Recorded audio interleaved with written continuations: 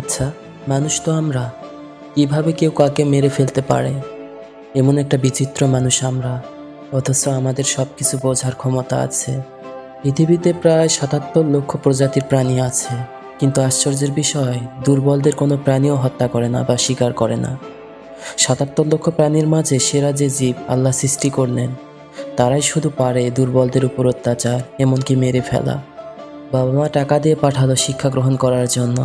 শিক্ষা নিলাম না, নিলাম তো কিভাবে মানুষকে মেরে ফেলতে হয়, কিভাবে মানুষের উপর অত্যাচার করতে হয়। তোফাজ্জলের কথা তো এটাই প্রমাণ করে।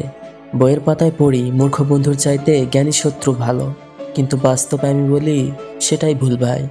মূর্খরা প্রতারক হয় না, হইলে জ্ঞানীরাই হয়। মূর্খরা ছোটখাটো চুরি করে, আর জ্ঞানী ব্যক্তি দেশকে চুরি করে।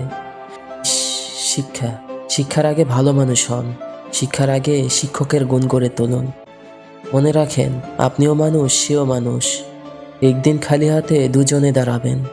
আজ হয়তো আপনি চেয়ারে আর সে হয়তো মাটিতে, কিন্তু দেখবেন একদিন ওই মাটি আর চেয়ার না খুঁজে পাবেন না। কাউকে পেট পুড়ে খেতে দিয়ে তাকে আঘাত করা, মেরে ফেলা মানে আপনি তাকে সম্মান করছেন, চেয়ারে বসাচ্ছেন, কিন্তু চেয়ারটাই গায়ের রাগে ভেঙে ফেলছেন। ওই চেয়ারটার কেউ না, তোফাজ্জল হোসেন, যিনি একজন শিক্ষিত ভালো মানুষ। ক্ষুধার জ্বালা তার অনেক, আর আপনারা সেটা মিটিয়ে দিলেন। একেবারে শেষ খাওয়া, পেট পুড়ে খাইয়ে দিলেন।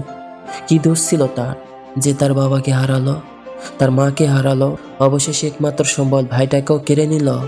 আর বাকি রইল সে, একজন মৃত ব্যক্তি। আর সেই মৃত ব্যক্তিকেও আপনারা মেরে ফেললেন।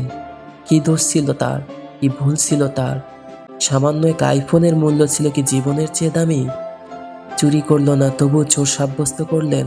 মনে আছে, কেন জানি পানি লাগবে পানি কথাটা স্মরণ করে দেয় মুগ্ধর কথা। মুগ্ধর থেকে প্রাণীর দাম শিখলাম, আর তোফাজ্জল ভাইয়ের কাছ থেকে দুবেলা পেট পুড়ে ক্ষুধার যন্ত্রণাটা শিখলাম।